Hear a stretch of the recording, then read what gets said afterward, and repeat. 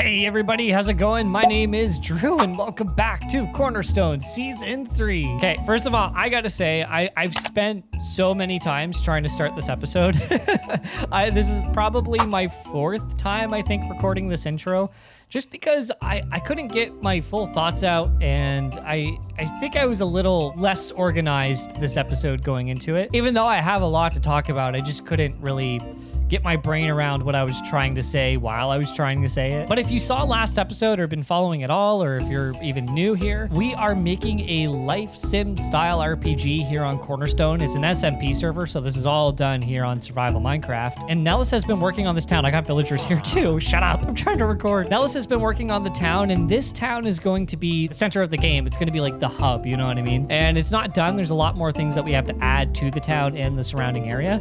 And that's kinda the main premise of this episode here for things like this. So in the game, there's going to be professions and classes that you can take on.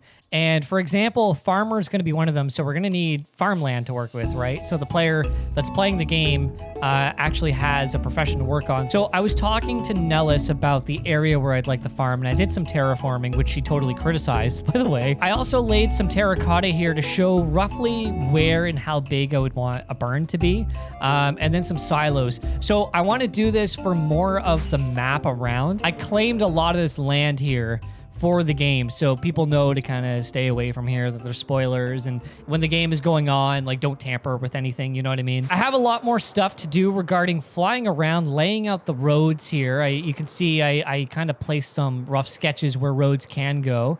A fishing hut over here, and there's going to be something else too I want to talk about shortly, but we'll leave that soon. Just another structure, another important structure that I want to bring up. We've also been spending some time here. This is my dev area where I've been breeding a lot of villagers because the game is going to work by trading with villagers. And I had a lot more here before, but I started moving them around because we're gonna slowly but surely start to playtest some stuff too. I have villagers over here, right? These are the main farmers down here that we're gonna be playing with. There's only 3 of you? I thought there were 4. Oh, there are 4. Okay. I thought I was going crazy there for a sec. Well, we had the farmers there, and it's important for me to have each villager where they need to be. So I have farmers here. There's gonna be a future fishing hut over here, so I have the fishermen hidden over there. A lot of villagers that you can trade with will be here in the town. So there's some here, and there's some here behind that, underneath this cobblestone. And I do have more rockets on me. That's good. And there is also a small fishing hut too over here with some hidden villagers as well. So I need to understand the map more. Like traveling around the map, I need to understand. So that's why it's important for me to have the villagers where they're pretty much going to be. When we're playtesting the game, we don't have to have them in the fishing hut because the fishing hut's not even done yet. There's no interior to it, so there's still some work to be done to the buildings themselves. But having the villagers close to here will be nice because this is going to be the general area, right? So if I'm playtesting the game and I'm just doing some things here in the village and I want to go work on like my fishing profession close to the village, or like the main fishing area that's going to be outside the village, I need to understand how long it's going to take for me to go back there and, like, you know, back and forth. And the time during traveling to each location will be important because it will basically add to the time played in the game. And I want to make sure that everything is balanced, that, you know, when people are playing the life sim and they're picking up quests or they're working on professions or coming to town to trade, they're not spending a lot of time doing things that they don't want to do and making the game a lot boring and it being a slower grind than it really needs to be. Much like how there's going to be a main fishing area and a small fishing area, there's going to be a main farming area and a small farming area. So that's what this greenhouse is for, and I think that's what these villagers down here are for too. So the 2 villagers that will be in here, you can work with, you can trade with, and it'll be something close to town. It won't be the main thing for farming, but it's close to town, so you don't have to go far if you want to work on a little bit of farming. So I've been talking about roads and buildings and all that kind of stuff, but also rivers and lakes as well need to be discussed because this is a man-made lake here. I know you can't tell because it's just that good, but there's a big cave here that I had to cover up. Whoop.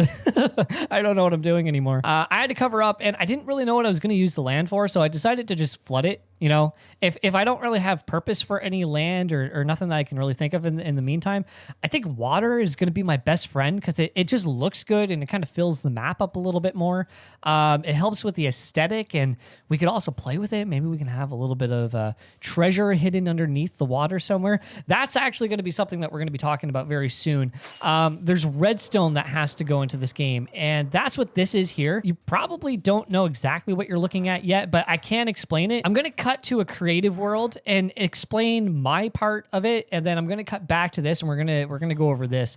But it's yeah, I really don't know what I'm saying anymore. Can I even record anymore? I don't think I can. All right, so we're here in a super flat creative world, and I built this world, or I started this world back when I originally had the idea for this life sim RPG game, and I had a lot more ambitious ideas at the time that I don't think, like, I'm gonna cut some of the ideas I originally had just to make sure I finish this game someday, because season 3 is not going to last forever, right? I started with these villagers here, and I ended up blocking out the villagers with the glass that I didn't want to use, because originally I wanted every single type of villager to be tradable in the game, like for the player to work with, but it's just not very realistic and practical. Some of it would just break the game, others is just unnecessary. And then over here is the trading card game, the first concept that I laid out of it, so that's kind of what that looked like. I don't know if I ever showed this on camera or not, but that's it. That's what it looks like. But this is why I brought you guys here, for the redstone, for the good stuff. See, I'm not a redstoner, and when I dabble with it, it's very, very simple, and I'm the kind of guy to do most things with a tutorial, but I'm trying to change that. I'm trying to understand more,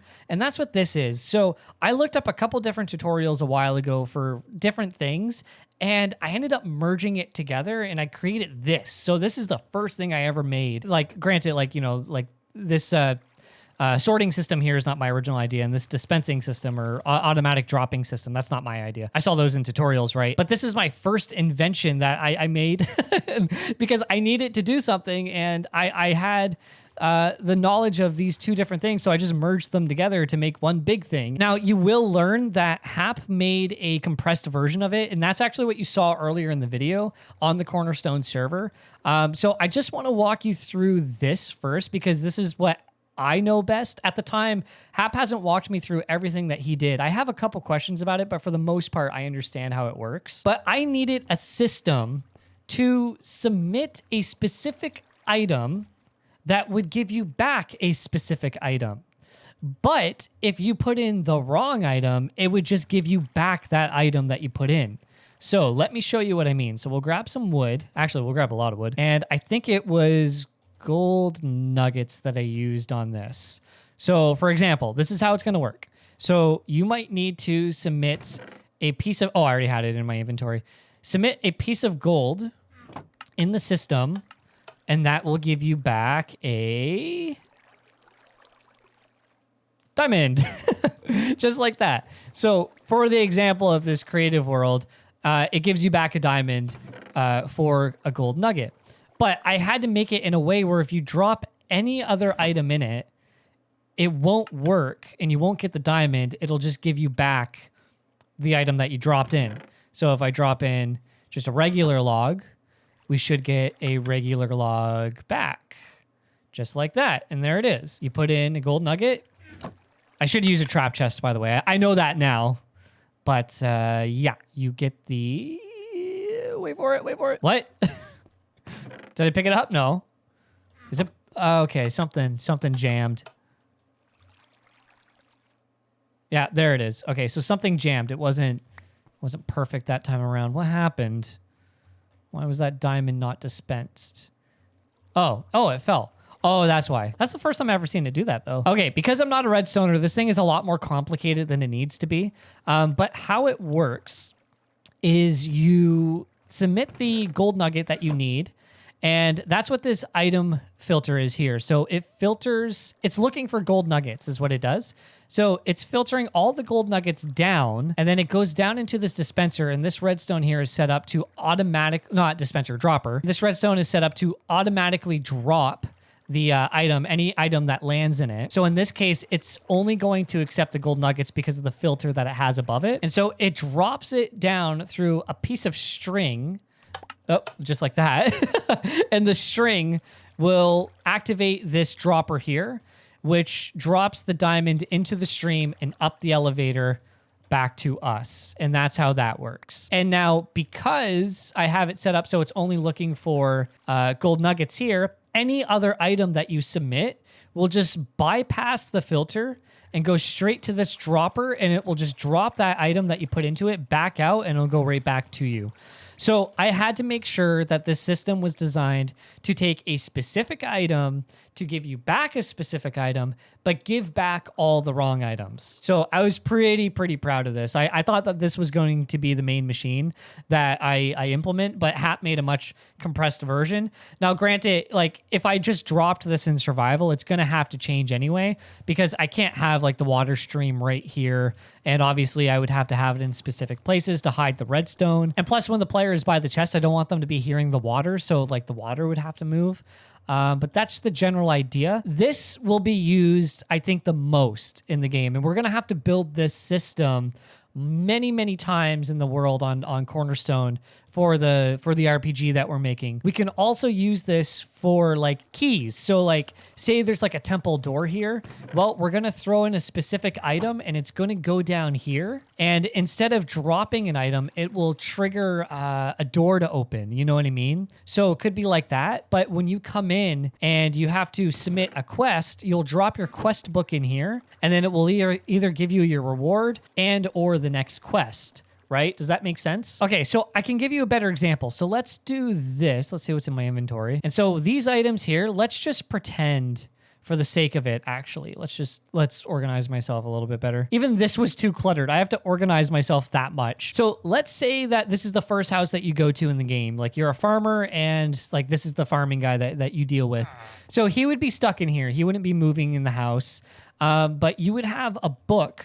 And this book, this log will represent a quest book. You will have to find this guy and drop it into a hopper or something like that, into a chest, say, and then he'll take that and then it'll spit back out your new quest. You could have a book saying like, hey, how's it going, grandfather? It's good to see you. I'm here, blah, blah, blah, blah, blah. You might have like a dialogue book. Put that in, and then you won't get that book back, but what you will get back is his dialogue book. So that will pop back out using the system that's over there. You might be like, hey, Sonny, it's good to see you. Can you go get me some mayonnaise? And then it's like, okay, well, crap. Now I need to go play the game and I got to figure out where the mayonnaise are. I'll explore the world. Maybe there's other villagers with dialogue and go into the library and get hints that way, because I want to have books with hints in the library. That will be very important. And so you explore the game and then you come upon this house. And it's like, oh, this guy actually sells mayonnaise. So in order to do that, I have this quest book here. So I'll submit this quest book into the chest, and then it will pop out we'll say it's a bucket of milk, but we'll call it a bucket of mayonnaise. It's like, okay, cool. So now I got the mayonnaise, and let's go back over to our grandfather, who's the farmer. And you'd be like, hey, grandfather, I got you the mayonnaise, and you throw that in. And then it'll keep the mayonnaise, and then you'll get the next quest, and so on and so on. And that's going to be how you're going to progress through the game. And it's all going to be possible with this system here. That's why this was so important for me to figure out. Again, I'm still very proud of this, but it's not going... there's a better way to build it, and we learned that now. So that's what we're going to talk to Hap about. And we're going to go look at his machine when I hop back on the server after I'm done explaining the next thing. So the other important thing in the game is going to be finding loot around the world. That's basically this system here. Super simple. It's just a daylight sensor where every in-game day, it will move the piston forward, and the piston will trigger the dropper here and it will drop some loot. Aha, but there's sticks in here, which are no good. Up here is a better version of this. And so I'll explain why this is so important for the game. So there's going to be a looting system where you're going to explore the world. And as you're exploring it, it could be close to town, outside of town, far from town, up on top of a mountain, down in a deep cave, anywhere. You're going to find these chests. And these chests may contain loot in it, but it's a possibility that they might have loot in it. Once you find one of these chests, it's worth going back to check every other in-game day to see if something dropped. Going back to this dropper here, we have sticks in here. And every day, the piston will extend, and you have a possibility of getting loot. So this day we would have got an emerald from the chest, right? And then the next in-game day, we would have got another emerald. And then the next in-game day, we would have got a stick. But we don't actually get the stick. The stick is just there to decrease the amount of loot that you can get. And the purpose of this is to prevent people from camping around chests for loot. You know what I mean? I don't want people encouraged to AFK in the game. I don't really want any AFKing in the game. That might be a rule. But I don't want people abusing the system. So the more sticks that we have in here, the less loot that will actually drop. So we have a item filter here that picks out all the sticks, and the stick will never make it through and just be dropped out here automatically, and that can just drop in lava or drop to despawn. We never really need those sticks again. And again, Hap will probably find a better way to compress this too, which I'm looking forward to, because I need to build something with less resources to make these things quicker. But yeah, I think that probably, I can't really think of anything else on how I wanted to describe this thing. So, you know, a day goes by. Oh, it was a stick, so no loot dropped that day. And then did that? Yeah, that dispensed the sticks. I heard that. Okay. And then the next day, oh, we got gold that day, so it's worth coming back to this chest to check to see if we got any gold. And I think the harder that the chest might be to get to, the better the loot would be. But again, it's still not guaranteed. So this and this will be the two main things, and probably the only things I can really think of right now that we actually need for redstone. We do have to have this set up though, and this is a conversation I have to have with Hap, especially if we're going to be using his design, because this is only set up for one item. Each villager that we talk to, for example, will have multiple items to give us. They'll have multiple quests. So we're going to need multiple filters for each quest and for each item that we have to submit to the villager. You know what I mean? If this is a system set up for a villager that's going to give us multiple quests and they take multiple items, this thing has to get a lot longer and a little bit more, not complex, but just a little bit more tedious, because we have to build a lot more of these systems here, these filtering systems. We still have a little bit more figuring out to do, but for the most part, the idea is there, and I'm pretty much ready to start installing these systems on the server. So this is the system that Hap made, and this does the exact same thing that I did. He just simplified it a lot more. Let's take this. So I think he set it up the same way. It takes gold nuggets. It's with a trap chest, and that's why this is so important, because this doesn't actually activate till we close it. So you close that, and you get your diamond. And it's a lot quicker, too. If you put in the wrong item, you get your item back. So it's a lot quicker. It's a lot better. So to show you roughly, again, I'm no redstoner, and I still have questions about this thing.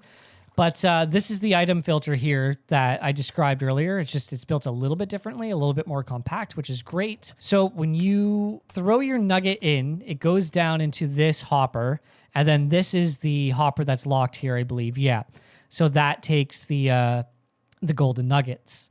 And then you take the diamond. The diamond's up there. Okay, give me a second. So you put your golden nugget in this chest. It goes down and is filtered down to this observer, or this dropper. And that, I think, puts it in this chest here. And we don't really need to keep them. We can't. We'll probably will keep them depending on what the item is. But that will go in the dropper, which will put it into this chest.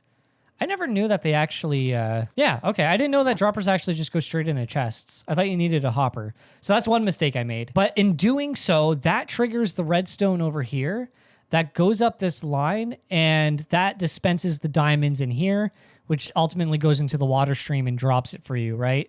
So we need this redstone down here triggered to trigger the dropper with the diamonds in it.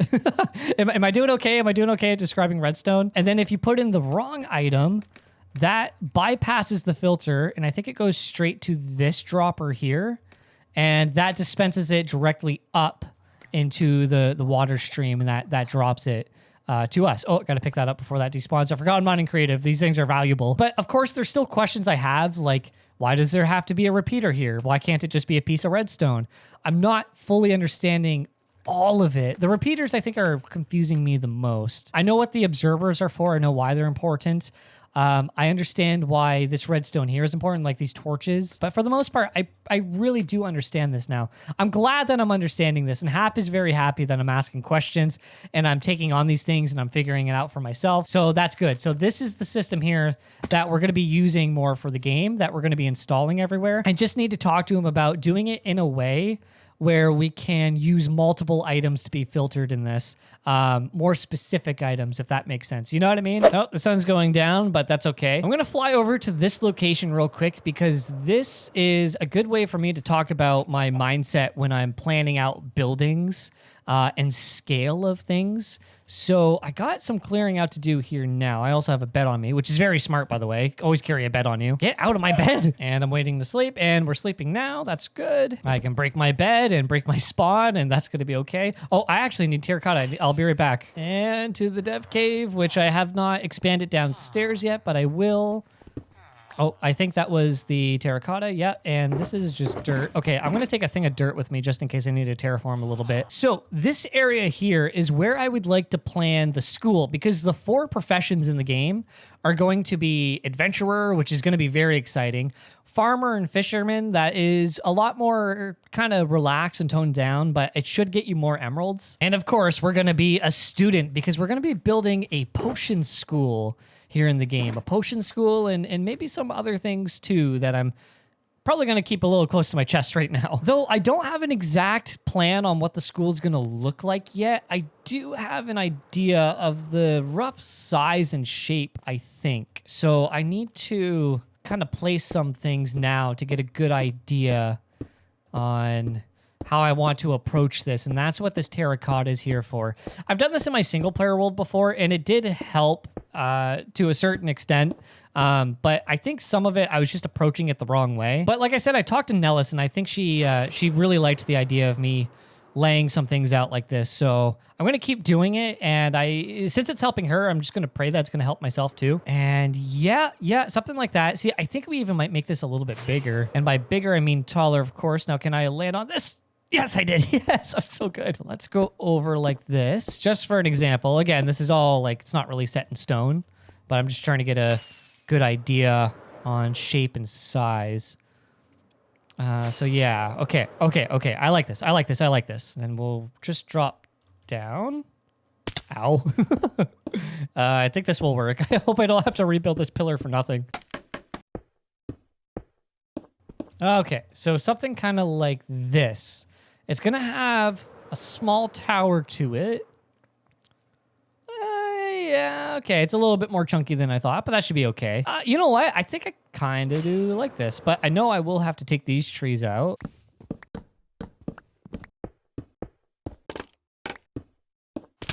Ow. Ow. Ow. Sleep in my own bed. I need to sleep in my own bed. Oh no, I hear spiders. Oh no. Okay, well, that was a rough night. Oh, okay, you're still over there, but that's okay. I think all in all, yeah, I just got to build one more. That's kind of where the dirt comes in, though. Let's see, let's just do this. Can I just, like, step on a leaf? Oh! Yeah. Okay. This is where I want it to be. And I don't want to go down any lower. Okay. But this is kind of the rough shape and size I guess I want the school to be. Again, this is just like for concept, but like have like a tower. Oh, hello. Okay.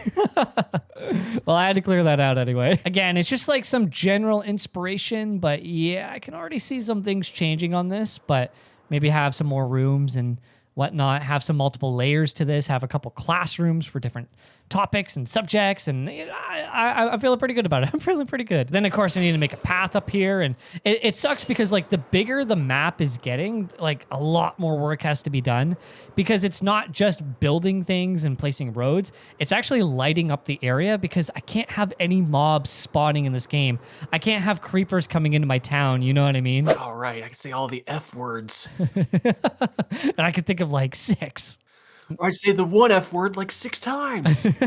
But I did have some questions. So I get it. I get a lot of this because I didn't know that a dropper can go straight into a chest like this either. Oh yeah, no, droppers are great for that reason. If you have a dropper pointing into anything that can store an item, it'll put it right into that item. That's beautiful, man. I take it because I know there's water in here because I totally did not break a block and break some of this and have to figure out how to fix it after. But the non-nugget return, so like the junk return or whatever, however you want to word it, the non-nugget, that's pointing up, right? Right into the water stream? It is. Okay. And is there a soul sand block on top of that too? There is. There is? Okay, so a dropper can shoot stuff above, like through a block? It can if there's blocks surrounding it on all sides. So there's a solid block of the cyan stuff on all sides, which prevents it from like glitching out and going through a different direction. So it can only go straight up. It harkens back to like the old days before we had bubble columns. We used to do like glass all in a stack on all sides, so you could see the items phase through it as it goes up because it can't get stuck in a block. It has to get above the block. The only thing looking at this, because I understand a lot of this because it's using the same technique that I figured or that I had in my creative version, except the repeaters. I didn't have any repeaters. Now, why does this have to be a repeater and not just like a redstone dust? Because the output signal of a comparator, so the comparator is, pointing into this block here. So the output signal, there's two reasons actually. The output signal of the redstone, if there's an item in this hopper here, or like if there's, once an item goes into the hopper here, the comparator will output a signal of 1. So the first reason is the signal will not reach this second block here. And then reason number 2 is if I put a redstone dust here instead of, oh crud, I gotta find it. You'll see it's pointing into the comparator, which it needs to point into the block so it can actually activate the dropper. So the repeater accomplishes 2 things. It kind of blocks the signal from going back into the comparator and also points it directly into the block so that it can activate the dropper. Now this one's a bit different because it does 2 things. I figured, because from your design, you had it so that it would get rid of the junk nuggets of destiny, like once it was expended, you wanted to get rid of them. And so what I saw from this is you wanted to have 2 droppers activate under the same condition, meaning you put in a nugget of destiny, you need to drop the nugget of destiny in a place that can be disposed of and also drop the prize.